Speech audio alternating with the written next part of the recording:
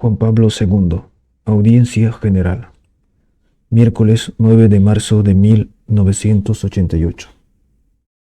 La formulación de la fe de la Iglesia en Jesucristo. Definiciones conciliares. 1. Creemos en un solo Señor Jesucristo, Hijo de Dios, nacido unigénito del Padre, es decir, de la sustancia del Padre, Dios de Dios, luz de luz, Dios verdadero de Dios verdadero, engendrado, no creado, consubstancial al Padre, por quien todas las cosas fueron hechas, las que hay en el cielo y las que hay en la tierra, que por nosotros los hombres y por nuestra salvación bajó del cielo y se encarnó, se hizo hombre, padeció y resucitó al tercer día, subió a los cielos y ha de venir a juzgar a los vivos y a los muertos.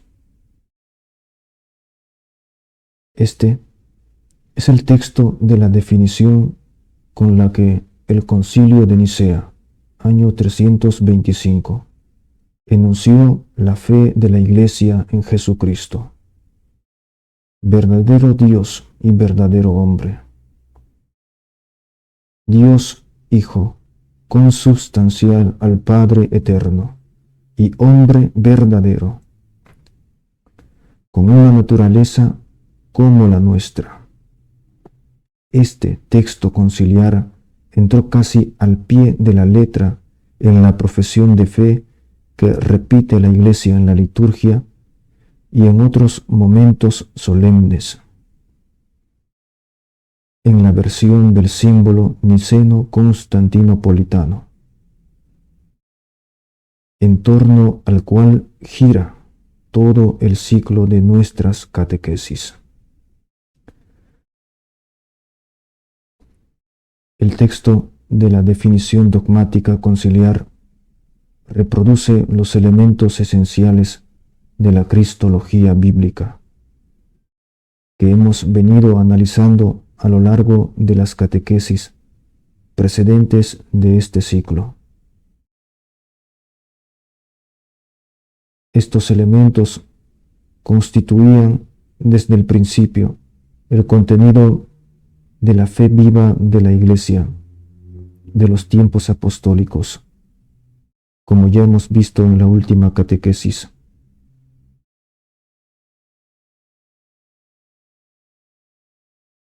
Siguiendo el testimonio de los apóstoles, la Iglesia creía y profesaba desde el principio que Jesús de Nazaret, Hijo de María, y por tanto verdadero hombre, crucificado y resucitado, es el Hijo de Dios, es el Señor, Kyrios. Es el único Salvador del mundo, dado a la humanidad al cumplirse la plenitud de los tiempos.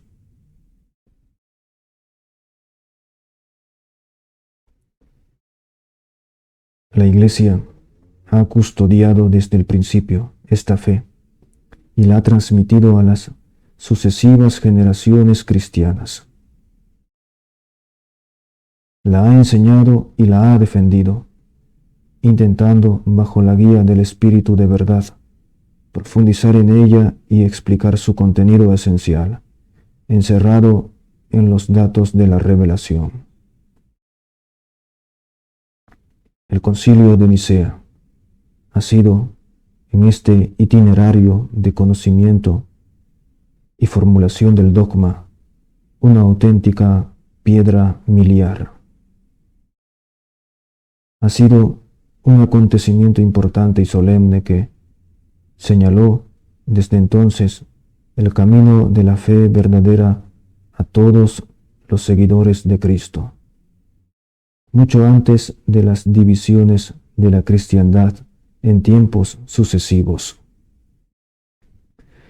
Es particularmente significativo el hecho de que este concilio se reuniera poco después de que la Iglesia hubiera adquirido libertad de acción en la vida pública sobre todo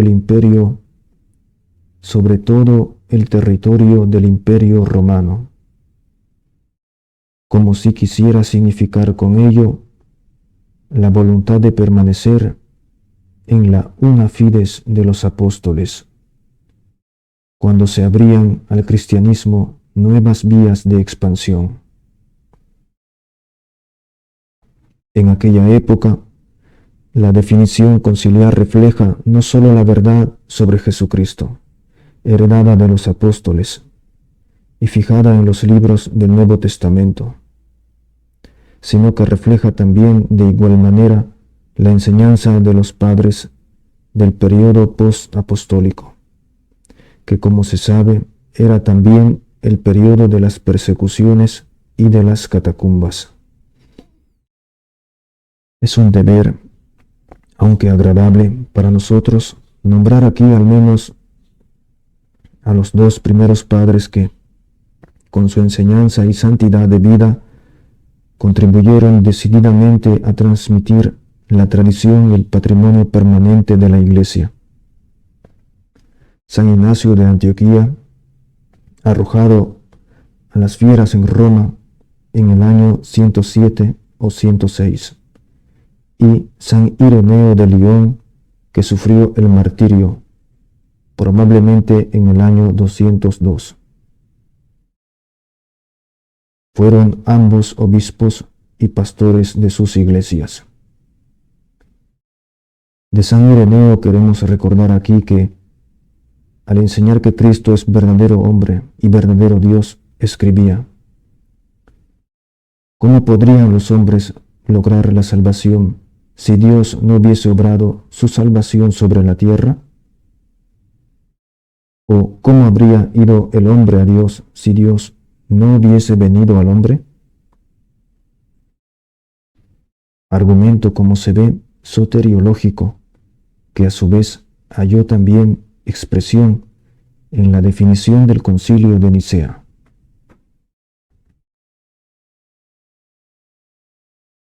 El texto de San Ireneo que acabamos de citar está tomado de la obra Adversus Hereses, o sea, de un libro que salía en defensa de la verdad cristiana contra los errores de los herejes, que en este caso eran los ebionitas. Los padres apostólicos, en su enseñanza, tenían que asumir muy a menudo la defensa de la auténtica verdad revelada frente a los errores que continuamente se oían de modos diversos.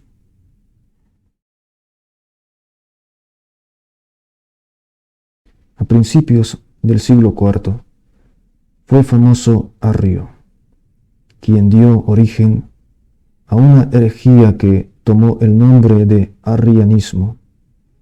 Según Arrio, Jesucristo no es Dios, aunque es preexistente al nacimiento del seno de María.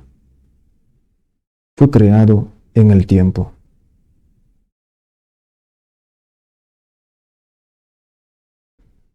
El Concilio de Nicea rechazó este error de Arrio y, al hacerlo, explicó y formuló la verdadera doctrina de la fe de la Iglesia con las palabras que citábamos al comienzo de esta catequesis.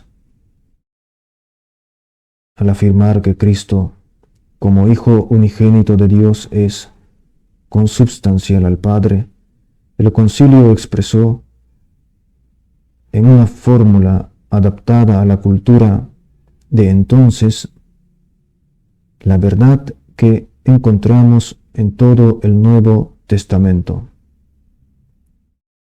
En efecto, sabemos que Jesús dice de sí mismo que es uno con el Padre.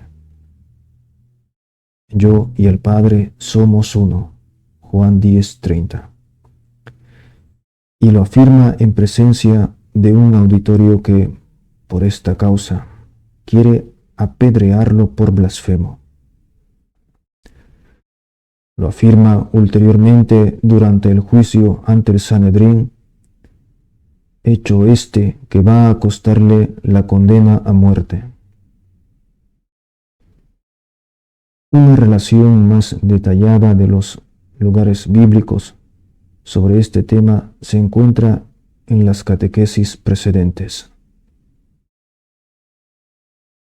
De su conjunto resulta claramente que el Concilio de Nicea, al hablar de Cristo como Hijo de Dios, de la misma sustancia que el Padre, Dios de Dios, eternamente nacido, no hecho, no hace sino confirmar una verdad precisa, contenida en la revelación divina, hecha verdad de fe de la Iglesia, verdad central de todo el cristianismo. Cuando el concilio la definió, se puede decir que ya estaba todo maduro en el pensamiento y en la conciencia de la Iglesia para llegar a una definición como esta. Se puede decir igualmente que la definición no cesa de ser actual también para nuestros tiempos,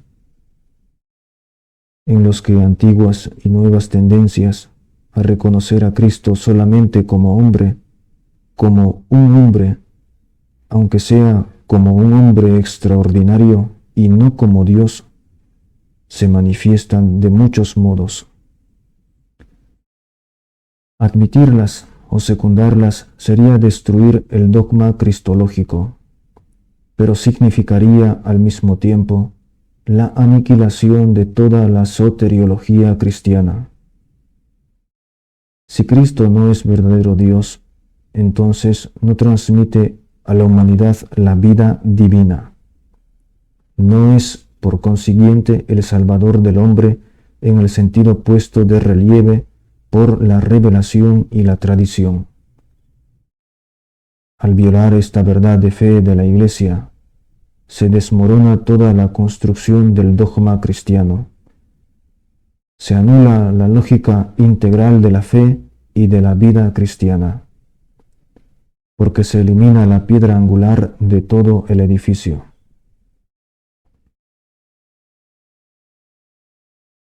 Pero hemos de añadir inmediatamente que, al confirmar de modo solemne y definitivo esta verdad, en el Concilio de Nicea la Iglesia, al mismo tiempo, sostuvo, enseñó y defendió la verdad sobre la verdadera humanidad de Cristo.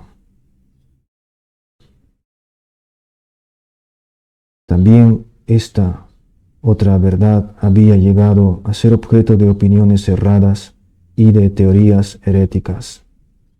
En particular, hay que recordar en este punto el docetismo, de la expresión griega dokein, parecer.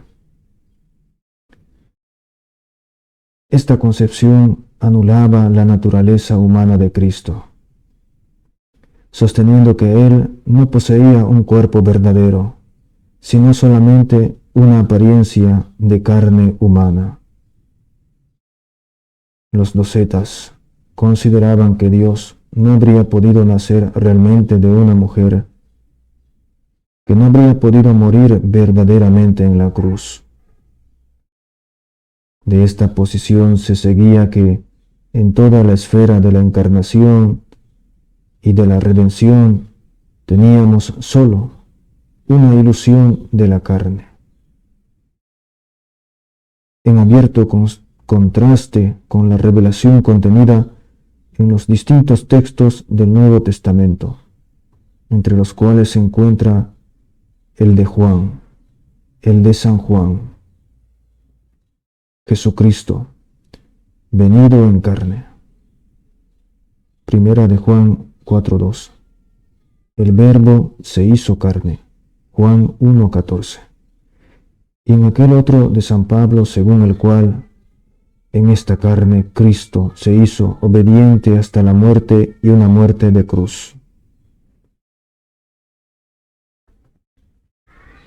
Según la fe de la Iglesia, sacada de la revelación, Jesucristo era verdadero hombre.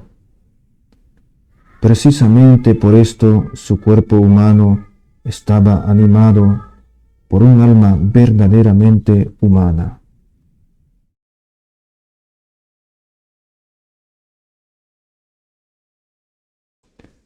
Al testimonio de los apóstoles y de los evangelistas, unívoco sobre este punto correspondía la enseñanza de la iglesia primitiva, como también la de los primeros escritores eclesiásticos. Por ejemplo, Tertuliano, que escribía: en Cristo encontramos alma y carne, es decir, un alma humana.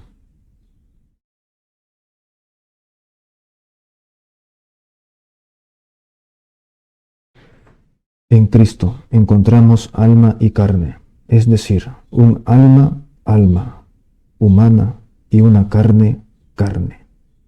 Sin embargo, corrían opiniones contrarias también sobre este punto, en particular las de Apolinar, obispo de Laodicea. Nacido alrededor del año 310 en la Odisea de Siria y muerto alrededor del 390. Y sus seguidores, llamados apolinaristas, según los cuales no habrían habido en Cristo una verdadera alma humana, porque habría sido sustituida por el Verbo de Dios.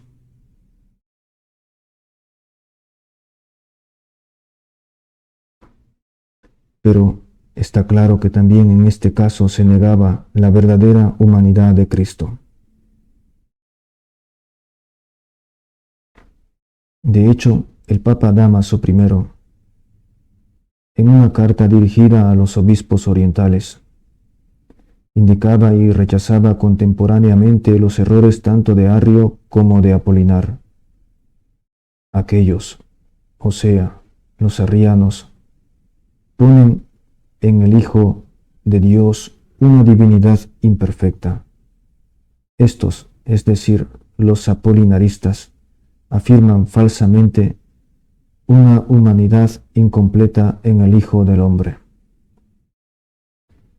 Pero si verdaderamente ha sido asumido un hombre incompleto, imperfecta es la obra de Dios, imperfecta nuestra salvación, porque no ha sido salvado todo el hombre, y nosotros, que sabemos que hemos sido salvados en la plenitud del ser humano, según la fe de la Iglesia Católica, profesamos que Dios, en la plenitud de su ser, ha asumido al hombre en la plenitud de su ser. El documento damasiano, redactado 50 años después de Nicea, iba principalmente contra los apolinaristas. Pocos años después, el Concilio I de Constantinopla, año 381, condenó todas las herejías del tiempo, incluidos el arrianismo y el apolinarismo, confirmando lo que el Papa Dámaso I había anunciado sobre la humanidad de Cristo, a la que pertenece, por su naturaleza, una verdadera alma humana, y por tanto un verdadero intelecto humano, una libre voluntad.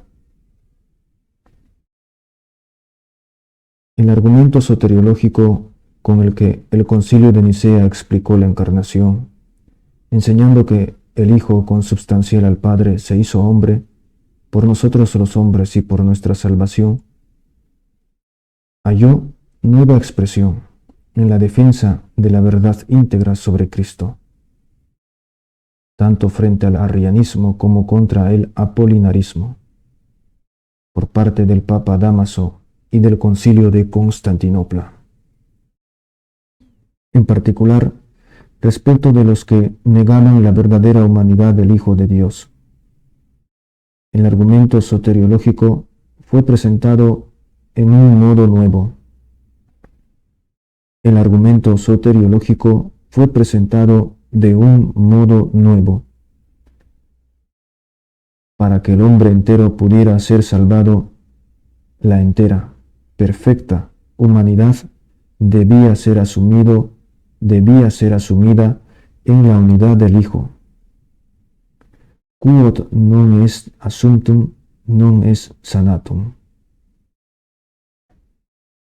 El Concilio de Calcedonia, año 451, al condenar una vez más el apolinarismo, completó en cierto sentido el símbolo niceno de la fe, proclamando a Cristo perfectum in deitate, eundem perfectum in humanitate. Nuestro Señor Jesucristo, perfecto en su divinidad y perfecto en su humanidad, verdadero Dios y verdadero hombre, compuesto de alma racional y del cuerpo, consubstancial al Padre por la divinidad y consubstancial a nosotros por la humanidad.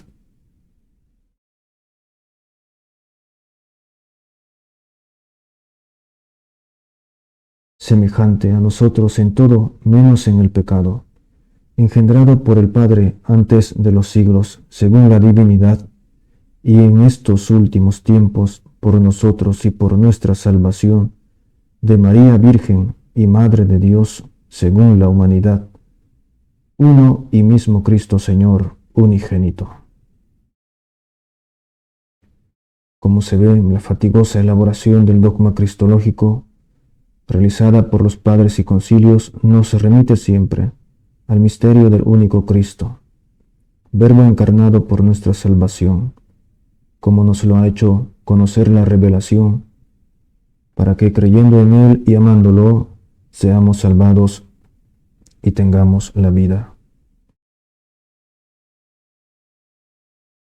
Gloria al Padre y al Hijo y al Espíritu Santo, como era en el principio, ahora y siempre, por los siglos de los siglos. Amén.